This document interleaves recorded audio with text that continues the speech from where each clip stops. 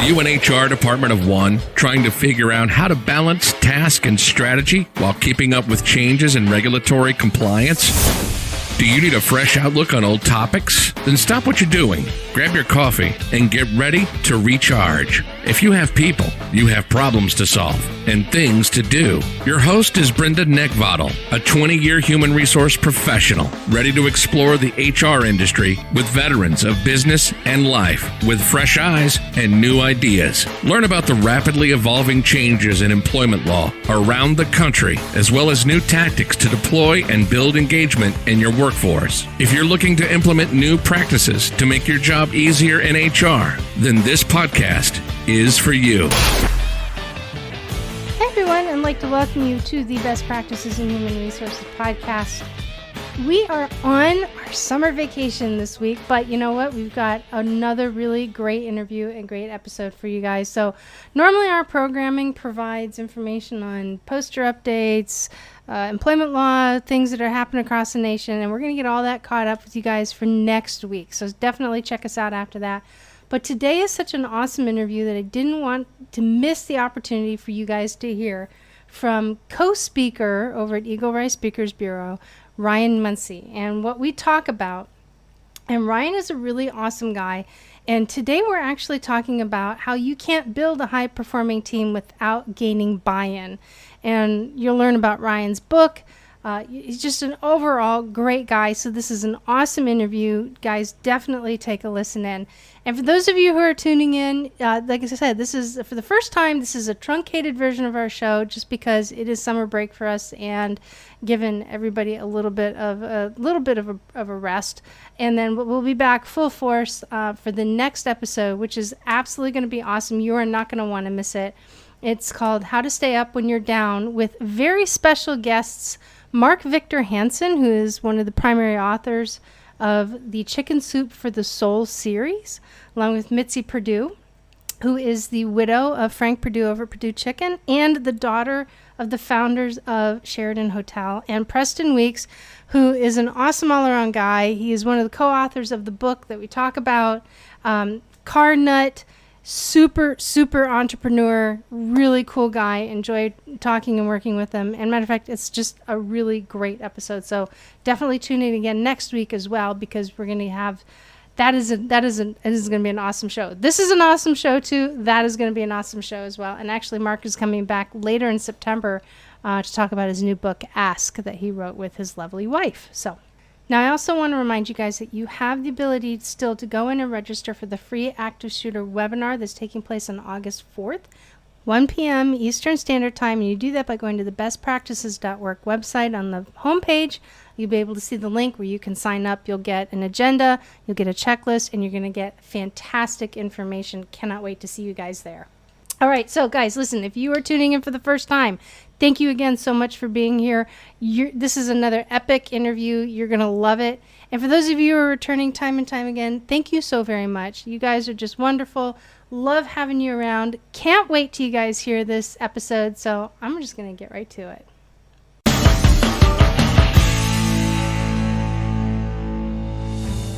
There are approximately 2,500 members of the U.S. Special Operations community who transition out of active duty military service every single year. The Honor Foundation has dedicated its mission to serving these elite individuals on their journey to prepare for life once they take off the uniform. In the past few years, we've begun our own journey to reach this number, launching 3 physical campuses in San Diego, California, Virginia Beach, Virginia, and near Wilmington, North Carolina, along with a virtual campus to reach members of the community anywhere on the planet. I spent 26 years in the Special Operations community as a SEAL. I graduated from THF's program, I served on the board of directors, and now I'm proud to lead this organization into the future to continue assisting these transitioning service members and their families. Our dedicated team, our world-class program, and our incredible tribes of supporters are standing by to help THF alumni and future fellows, and are committed to providing the best possible support system and resources to better serve this community. Our vision for the Honor Foundation is clear: to impact every transitioning service member from the U.S. Special Operations Enterprise through our programs and support, and to be a catalyst for overhauling the entire DoD transition program. It's a big task, but the community deserves it, and we're driving full steam ahead to make this a reality. If you've been inspired with what the Honor Foundation's done in the last 5 years, I welcome you all to join us as we craft the next chapter in defining what it means to serve others with honor for life.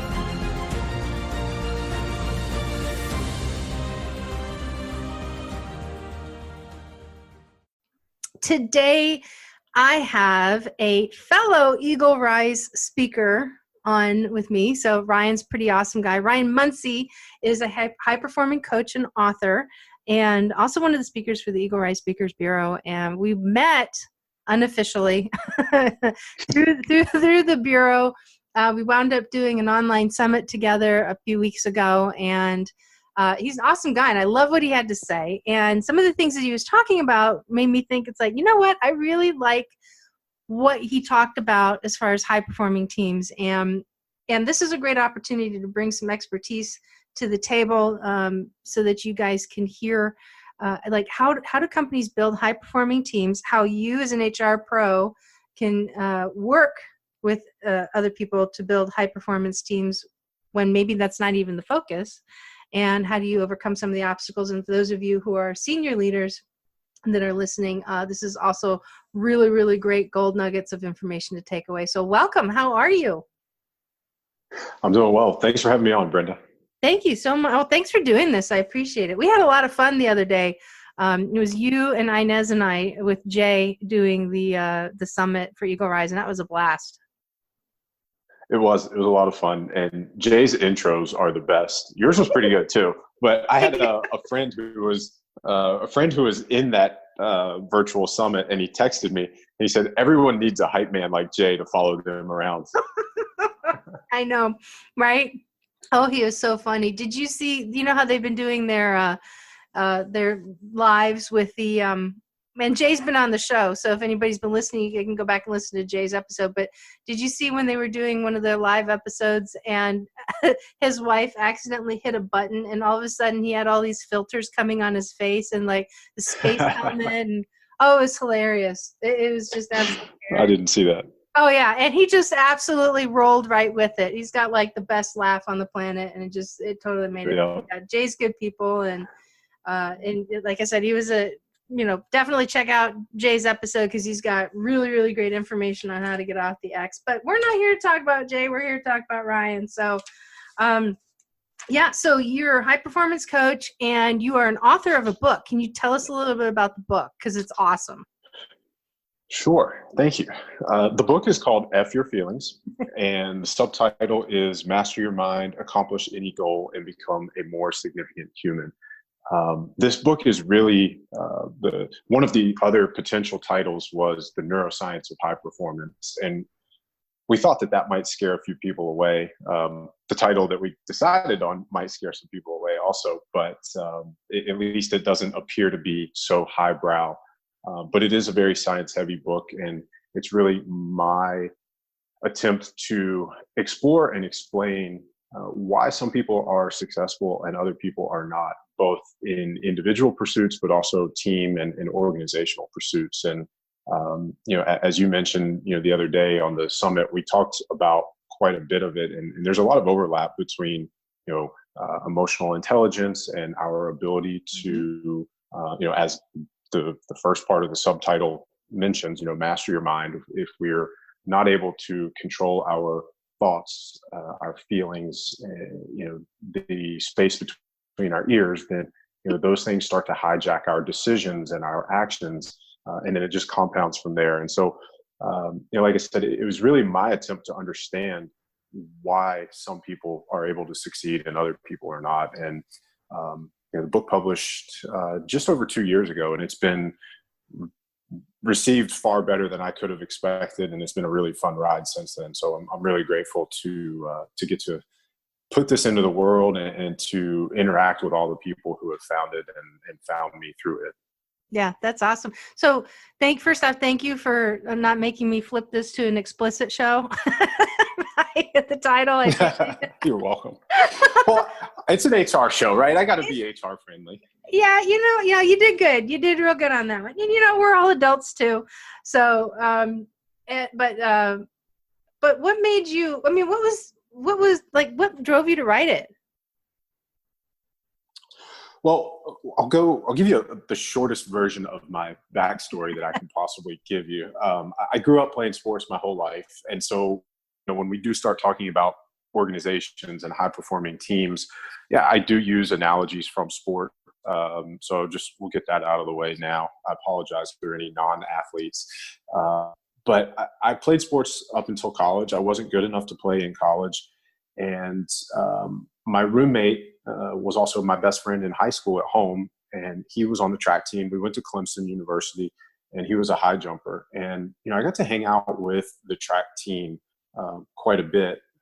That track being a non-revenue sport, they didn't really care as long as you looked like you belonged and didn't mess with anybody or anything. You could hang out and go through workouts and whatever. And so at Clemson, there were some football guys who ran the 100 meters for the track team, and two of them went on to the NFL, and one of them went on to run 100 meters for Team USA. One of them was actually an Olympic medalist. And so, I got to learn sprint technique and performance on the physical side at an arm's length. And, it really showed me at that time in my life, like where my gaps were. And I really, at that point, I became obsessed with human performance and human potential. I ended up changing my major. I got a degree in food science and human nutrition. I wanted to do exercise physiology, but Clemson didn't have that. So what I did was as close as I could get. I left school. I had a degree in nutrition. I was really at that time obsessed with, how we can manipulate or change certain variables in regards to our inputs, how we train, how we eat, how we sleep, all of those things, and get different outputs. And so, I was always very analytical and very science heavy, and ended up that served me very well and has served me very well as I've continued through my path. But I ended up starting my own gym in 2012. And, that was after 3.5 years of being a personal trainer at big box facilities. And I got to work with high school and college athletes, as well as general population of adults, and working on fitness goals, health goals, nutrition goals. After I sold the gym in 2016, and so from 2009 to 2016, I saw a lot of people, worked with a lot of people, thousands, and it just by the time 2016 came around, I was very tired of the questions of how many burpees do I have to do to undo what I did this weekend, or how many, like that type of conversation or discussion, and the like X's and O's, sets and ups. It was very boring to me at that point. I was more fascinated with, why are your actions on Saturday and Sunday out of alignment with the things that you tell me you want for your life? And, rather than come in on Monday to start from scratch, like what is going on that you're doing these things? And so that conversation just transcended for me health and fitness and nutrition. And, from 2016 to 2018, I had the opportunity to work with a lot of researchers, a lot of special forces operators, people at the highest level of both the theory in the academic world, as well as the application side of this, Olympic athletes, and then that's what really made me sit down in 2017 and write this book and say, okay, look, this is a question that I've been dying to try to figure out. I've been talking to all these people, and so here's my attempt to put this user's manual out there for all of the people who look at an Olympian or a Navy SEAL or a Richard Branson, and they say, like, I want to be at that level in my pursuits. And so that's really what drove it. I've always loved studying building high performance teams, and as that there's a lot of group dynamics that go into it. I've had the privilege of working for 5 Fortune 500 companies. The last 3 that I worked for were very focused in on building high performance teams. And The goal obviously would be to do that across the enterprise and across the organization, but that's not as much as you want to do it. It's not always the case, especially when you've got more people, which makes more layers, and not everybody's quite skilled at communicating the same thing amongst down the line. We'll just put it that way. but Yep. But nonetheless, it's something that, in my opinion, if you want a really highly effective organization, doesn't matter what size it is, you can never not be committed to building a high-performing team.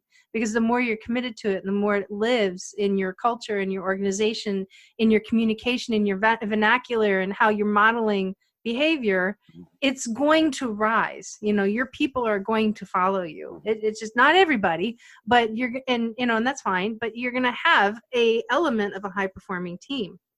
And back back in the day, I was very much, I've had to learn to keep one foot on the ideal plane and one foot firmly planted on the ground, because I thought, oh, this is great. This is something easy everybody can do.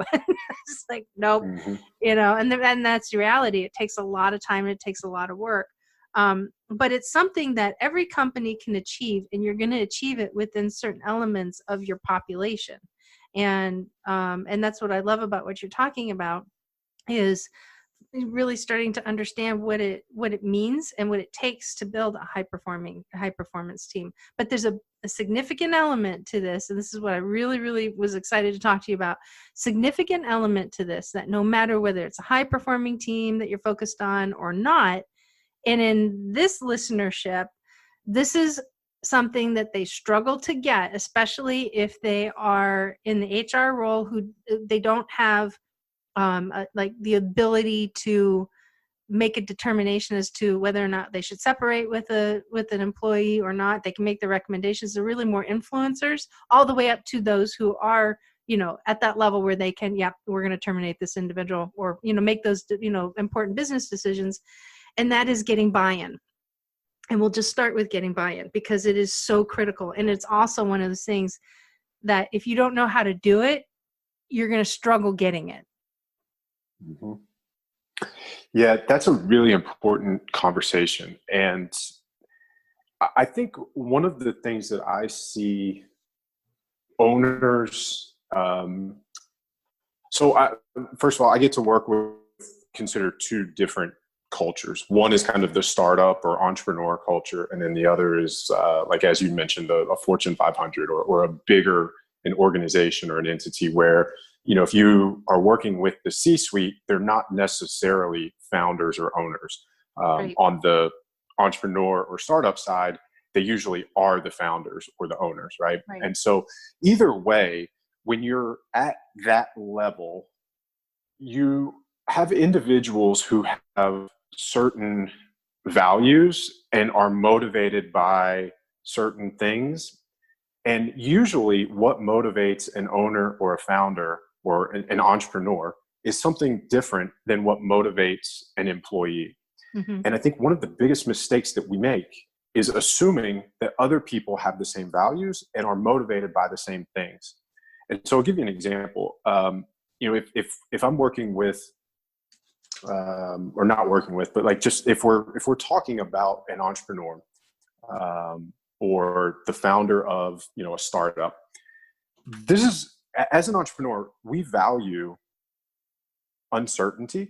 We value flexibility. We value the space to create that lateral movement. We're okay with a certain amount of risk, right? Whereas if someone is an employee, and that's not to say that an employee isn't this isn't placing judgment. One isn't right or wrong. It's just identifying what people value. And so an employee probably doesn't have the same tolerance for risk, doesn't have the same desire for uncertainty. They have a greater desire for certainty. They want to know, hey, no matter what happens, I'm going to make $100,000 this year, and I've got benefits, and I've got this, and I'm okay with that not necessarily changing and not having, every employee wants to know that they can grow and have upward trajectory. but it's different for an employee than it is for, say, the founder of a business, right? Right. And so the problem we make at the top is that we assume everybody else is motivated by the same things. And so when you talk about buy-in, the first thing we have to do is understand what values everyone else has and what motivates them. And so if I don't know what motivates you, and I just assume that the things that motivate me will motivate you, if you're a mid-level manager, and I come to you and say, hey, well, if you do this and we do this and get this, then you get this, this, and this. Well, if you don't want those things, you're not going to be motivated. You're not going to buy in. Yeah. So before I can even dangle that carrot in front of you, I have to make sure that it's a carrot you want. Exactly. Years ago, I worked for a company, and I had a high-level manager. We were, all at the same level in the organization, and he was, and I worked so hard to try and satisfy this guy. And right as soon as I thought that I was going to give him the answer that he wanted to hear, or give him the information that he wanted to hear, he just kind of kept on complaining about it. I finally got to the point, and I said, look, here's the deal. It's not going to be perfect. Okay. I said, I don't have time to listen to you. I think very highly of you, but I don't have time to sit here and listen to constant complaining. We're proposing, the resolution for this, and it doesn't seem to want to satisfy you. I don't know what more you want. So we can either move forward with what it is that we're proposing, and you get some sort of relief. It may not be picture perfect, and, or you can stand in the corner and click your heels together and go home. It's like, I don't know what to tell you. And it finally snapped him out to the point where he realized that, you are in fact giving me something that is workable. It's reasonable. I don't even think he fully understood what he wanted. I think he just wanted the situation to go away, but he just needed that playground to complain. But it was like, dude, snap out of it. Let's move forward, because we have other pressing things to do. And this is very small in the grand scheme of things. And it was kind of like, once he heard that, then I got the buy-in on it. But that was a very kind of extreme situation, because that was months of listening to him complain every time I gave him a solution, and he just wanted to continue to complain. And I'm just finally like, I don't have time for this. I want to help you, but I just don't have time to just sit and do the complaining piece. I've got to help you resolve this, because I got 17 other things that are lining up on my desk that I have to have done by 5 today, and it's 3:00 in the afternoon. Right. And I think it's just, as a person in a position of leadership, or even just a person in support, or even part of being a good listener, regardless of the arena, right, is, helping people sort through. Somewhere in the complaint is an ask. There's a request. There's a reason that this person is coming and voicing that. And so, peeling the layers of the onion of, okay, I understand that you're frustrated, or that you're not happy, or something is motivating you, driving you to come and say these things. What is it that's like, what's the real fear here? What is it that you really want? What is the desired outcome? Asking questions and then listening, right? If we don't know how to help or support, like if we don't know what their fears are, what they want, then we don't know how to help or support anybody, right? Whether that's, getting buy-in, or, solving problems. Right. And I think that just goes back to the larger conversation of the importance of communication. And, we all know how to talk, but very few know how to listen well, and how to guide and direct conversations that lead to the desired outcome for both or all parties. And that's an important thing, whether you're in leadership or HR, or, just in a relationship at home. Right. Yeah. What I learned from that whole experience, I mean, I'm pretty good at hearing what people are saying. And I'm really good at listening to what people are not saying, and picking up on that. But with him, it was very different. And he was that lesson that I learned. It was a very important lesson, to where I always, when I had a situation, somebody brings me a situation, be it consultant or sitting in the seat itself, I ask them this question: what is the desired outcome you're trying to achieve? And it's amazing when you ask that question, what you get in response. And I asked him that in another situation, because I knew better. It was going to go down this, several months of rambling and complaining and growling. And I just didn't have the mental fortitude for it. And I finally asked him, I said, so what do you want to see happen with this? And he goes, I just want it to go away. I said, you understand that That's not going to happen. It's like, we have to put some sort of actionable solution in place for it to go away, which means you have to have some hard conversations. And if you're not ready for that, then you don't really have a position or a platform to complain on. But, and then you're just going to have to suck it up and live with it. And I don't mean to be rude or crass or snarky or anything like that. And that's what I told him. I said, but unless you are willing to jump on the bandwagon for this and do what needs to be done to correct it, your situation is only going to frustrate you. I can help you get there, but I can't do it if you're not willing to get dirty with it. Yep. And that's where some of the other common, I guess, buzzwords, if you want to call them that we've discussed previously and that, often pop up in HR, leadership, high performance teams. I mean, it's all about accountability, individual responsibility. That's how I kind of talk about something that most people would refer to as ownership, right? Yeah. And that's, are you taking responsibility for your part in, either the problem or, perpetuating the problem or coming up with a solution. And, it's, your ability to help him see that in that example, but also just in any scenario, is a very valuable skill set. Yeah. And, and for those who are listening, that was a very hard-lined approach with somebody in a time where it was just consistent 6 to 8 months of constantly complaining about the same situation, offering potential solutions, and that person just not wanting to do anything.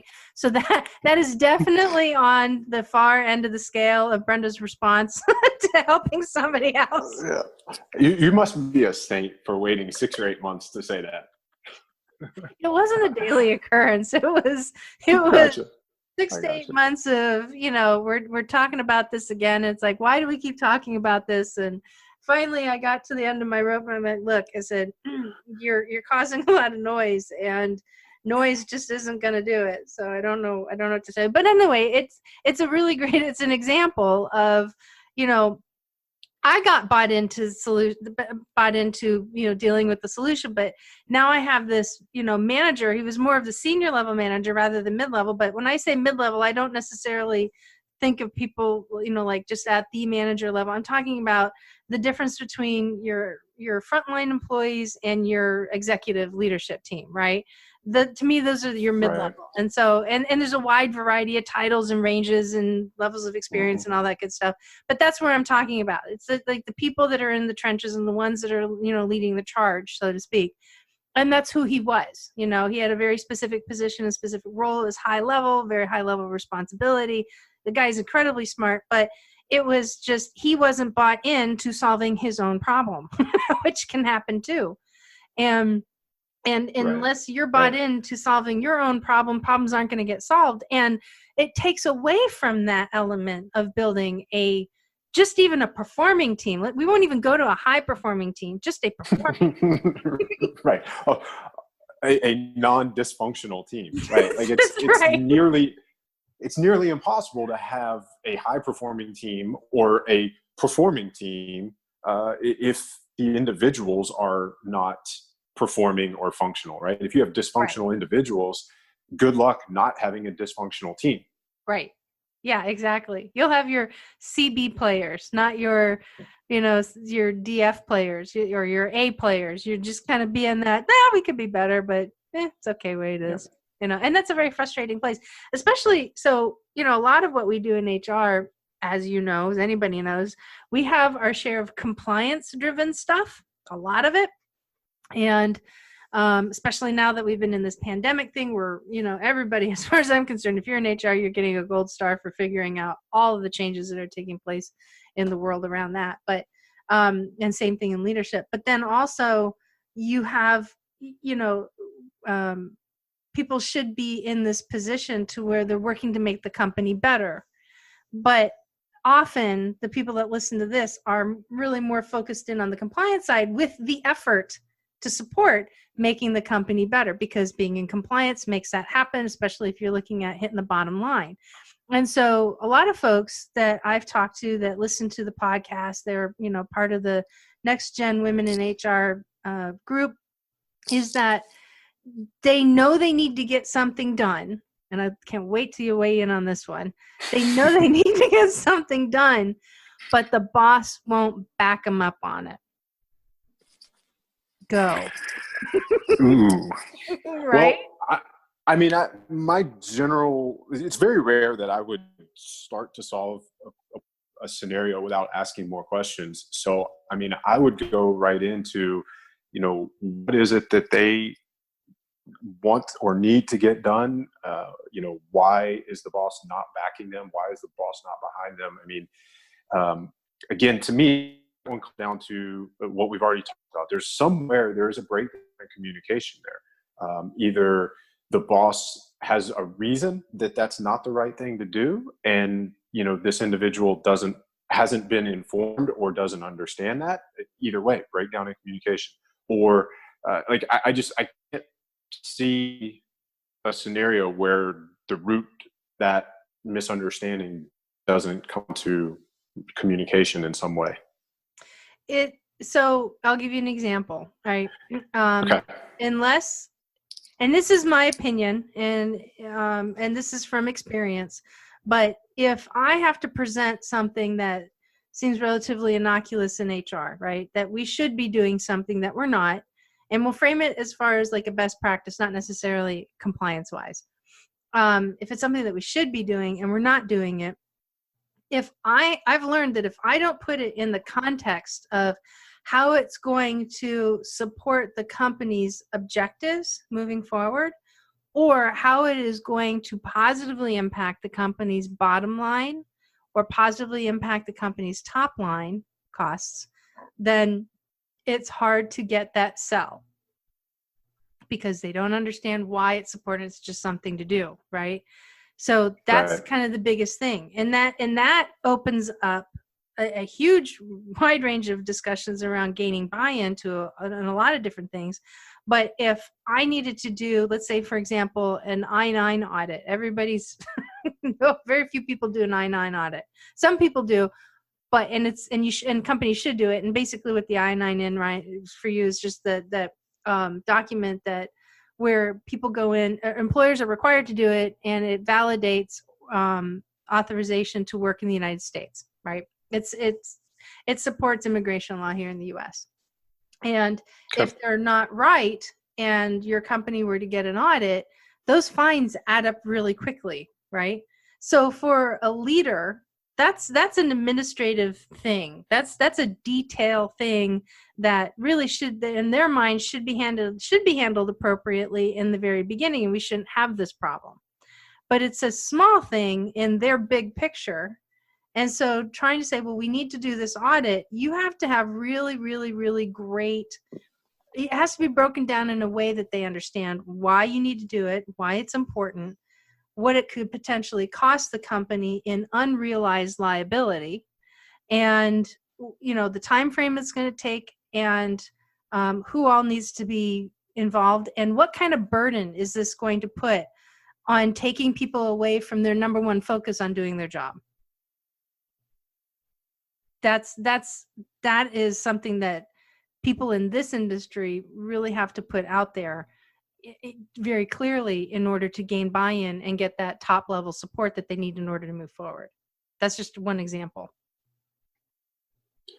Yeah. And I mean, again, like I just think those conversations, to me, that gets lumped into that umbrella of communication, right? Mm-hmm. It's just,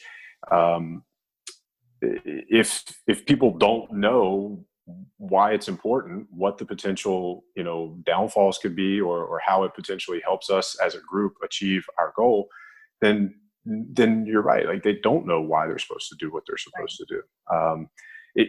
I said earlier, I use a lot of sports analogies. I mean, if you think about a football team, there are, if we grossly,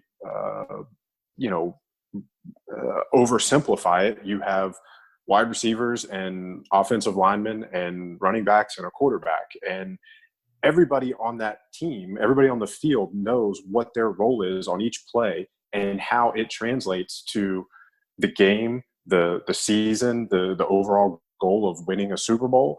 And the receiver knows, hey, if I don't run this route and get open, then, the quarterback can't throw me the ball, and the line knows if I don't block the guy that's trying to tear my quarterback's head off, then, he can't do what he's supposed to do.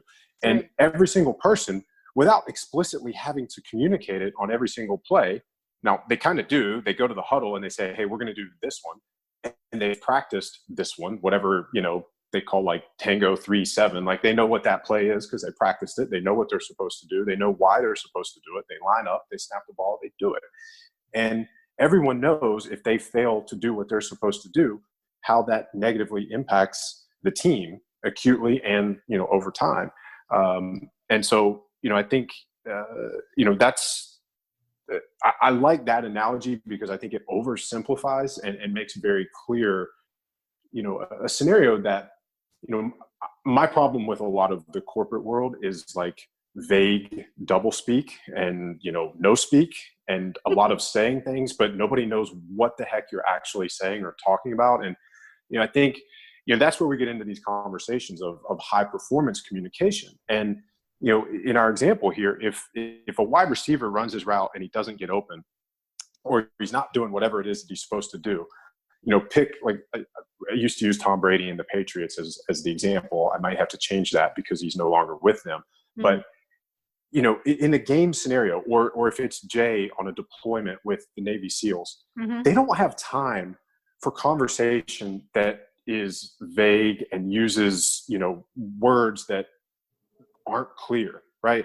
Tom Brady's going to go to his receiver. He's going to grab him by the face mask and he's going to say, dude, do your job, run your route, get open so we can score a touchdown and win this game, right? It's like there's no time in sports or warfare or, these types of environments for what we see a lot of times in the corporate world. And I think it's a real frustration for me, trying to help people in the corporate world break down those kind of industry norms, if you will.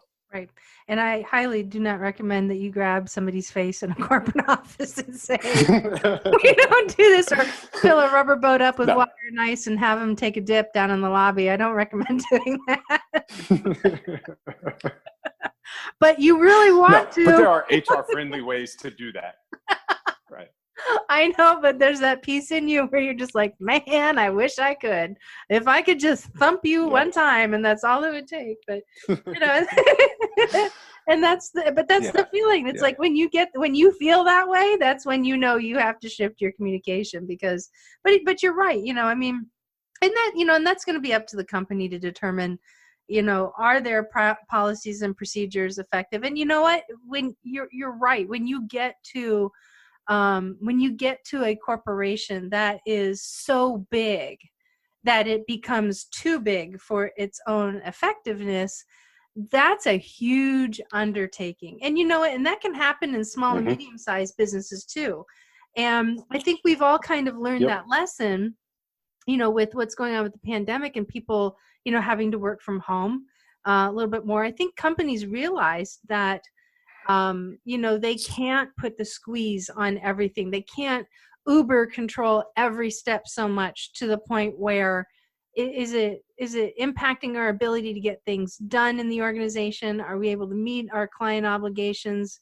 Are we making, is this something that's going to start hindering our ability to bring in revenue?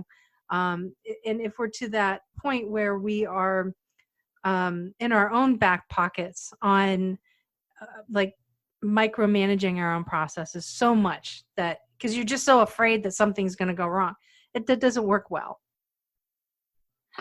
No, you can't. When you play not to lose, you play different than when you're playing to win, right? Totally. And that's there. Look, we know that there are times where you have to be a little bit more protective and more defensive, but as a long-term strategy, it's that's a very individual thing, and it depends on the scenario. But one thing I want to go back to is you said that no matter how big or small the company is, it's an issue. But the larger the company gets, the more that this becomes difficult. As you were saying that, it reminded me of like the game that you play in kindergarten, telephone, right? When you line people up, and the first person whispers something in their ear, and it goes down.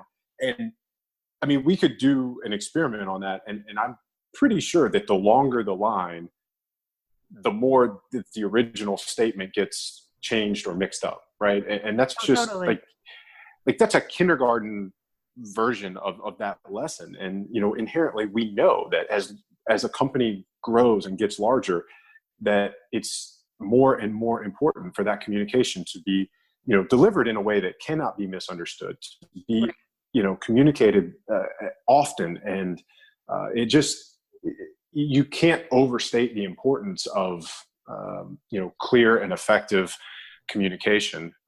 And, you know, like you said, even in, you know, a company of 5 people, that can happen very easily. So it's very important that everybody on all sides of that, and this is when we talk about all sides, when I speak and work with groups, especially leadership or C-suite, you know, we talk about something that I call the leadership hourglass, and it's kind of phase 2 or step 2 of this like diagram. And I can send you these if you want to put them in the show notes. Sure. But there's a pyramid that I have, and on the bottom of the pyramid, so if you imagine just a simple triangle, the bottom of that is individual responsibility, and then the second layer of that is trust, and then the top layer is teamwork. Mm-hmm. And so we have to be able to master individual responsibility first. That's the foundation of everything, right? If you're, as we were joking about this earlier, if you're not a functional human being, then the next layer is trust.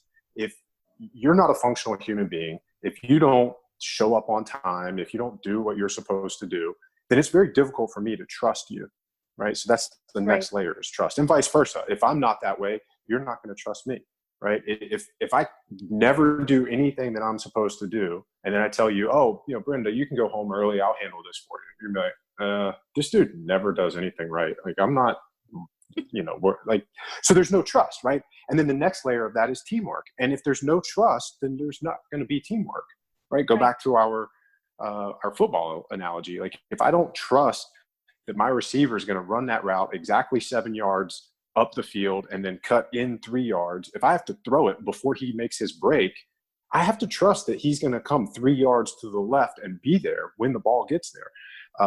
And so, you know, that's the pyramid. And then if we actually take that, kind of copy and paste it, and then flip it over, so now we have an hourglass. Does that make sense? Totally.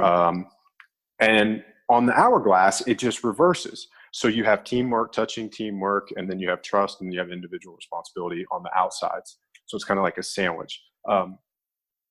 And when we look at that hourglass,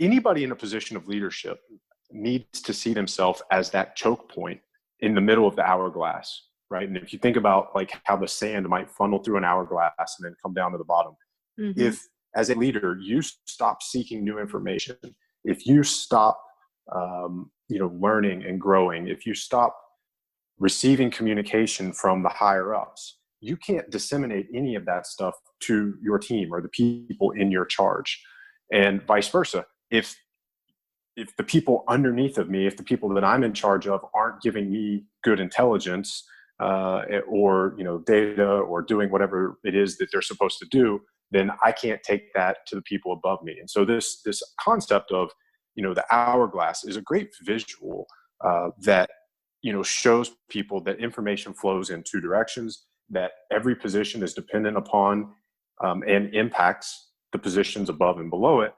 And it also highlights the importance of a lot of those individual components that we talk about: accountability, individual responsibility, and how that plays into trust and teamwork. Right. No, I totally agree. And you know, that choke point too. I love how you talk about that. And it's like, I've just getting lost in my own thought here listening to you. Which probably I shouldn't do when I'm the host of a podcast, but it's just, you totally had me hooked on that one.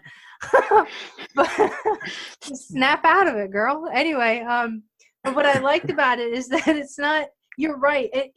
But you know what? Influencers too need to be in that same mindset of the leader as you're describing that choke point, is that if you're not continuously learning, or if you're not, you know, communicating effectively, you as an influencer really are a leader. You're just a different kind of leader. You're not, you know, you may not be the decision maker. Yeah, it's a really good point. But influencers are just as much impactful in leadership as they are anything else. Influencers can be highly successful being the drum banger of, the primary message. The influencer also is the person that can come in and actually work with the apex leader to talk through, what needs to. So when I gave the whole spiel on, doing the I-9 audit, right? If you're a really good influencer, you're going to be able to get buy-in because, one, you understand a person's trigger points, and this is not manipulation. This is just understanding that using your EQI and your emotional intelligence to effectively get stuff done, which is the same thing that a leader does, right? And a decision maker. Right. But an influencer is somebody different. An influencer is somebody that can see both sides of the coin and work to find a mutual resolution between that, but yet also effectively communicate why it would be beneficial to both parties or all parties involved in order to do something. That's what this community in HR should be focused in on. I mean, yes, you do need your high level leaders. And, we had Brad Patrick on a little while ago, who's the retired CHO of Valvoline and, was the global VP of HR for Delta Airlines on 9/11 when it all took place. Yes, he's a decision maker, but he's also very much an influencer. And that's something that, we demonstrated in the episode. So if those who are listening are trying to get stuff done and they keep running into the walls, take a look at how you're influencing, because once you adjust that and you open your aperture to different skills, different talents, different talking points, different approaches, you're going to be more masterful at getting this buy-in, and you can support the apex leadership of your organization to accomplish the other objectives in the organization. And that's a lot of what you're talking about as far as, building that high performance team. Yeah. And it all comes down to, I mean, again, like I hate to oversimplify it and keep coming back to this, but it's communication and what is the ultimate goal. And I think that's why sports is such a, it's an easy metaphor, because when you're a football team, there's really only one outcome that can make you earn you the title of a high performing organization, and that is to win the Super Bowl. Business is different because there are more than one ways to win. Right. And so that's what makes business and the corporate world or the professional world a little bit different and unique, because if I join a football team, I would expect them to say, hey, our goal is, to win the Super Bowl. Now, there are a lot of teams that they don't say that. They phrase it in different ways to do all kinds of like NLP and like fancy tricks, whatever. But the bottom line is, what the goal is: to win football games.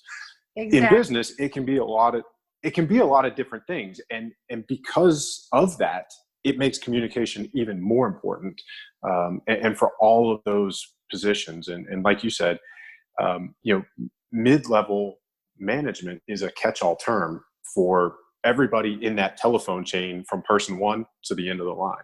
Right. And it's extremely important that everybody understands, what makes this a success, and, yes. and what is it that we're working towards, and what is my individual role in accomplishing that. And, like we've kind of said a lot in this episode, that's hard to do with a team of 5. It's really hard to do with a team of 500. And I mean, to the teams that have 5,000 or more employees, my hat's off to them. Right. Yeah, I hear you. It's not, there's nothing easy about it. I mean, if it was easy, we wouldn't call it work, right? Right. That's how this goes. Well, look, this is awesome. Thank you so very much for joining us. Would you please, for a moment, tell people how they can get a copy of your book, and how they can reach out to you or follow you on social or anything like that? Sure. So, like we said, the book is called F Your Feelings. It is available on Amazon. It's also on Audible. I will read it to you. And nice. You can also get signed copies on my website, ryanmunsey.com. And that website is sort of the hub for everything, online trainings. If we ever get to speak in person again, that's where that goes. leadership experiences and things like that. So I do coaching, and I'm not that active on social media, but if I am, it's Instagram, and that would be at Ryan Munsey with an underscore. I think that's it. Oh, podcast. I do host my own podcast. It's called The Better Human Project, and it's available wherever you listen to podcasts. Wonderful. Well, thank you so very much for coming on. I really do appreciate it. This has been great. My pleasure. Thanks for having me.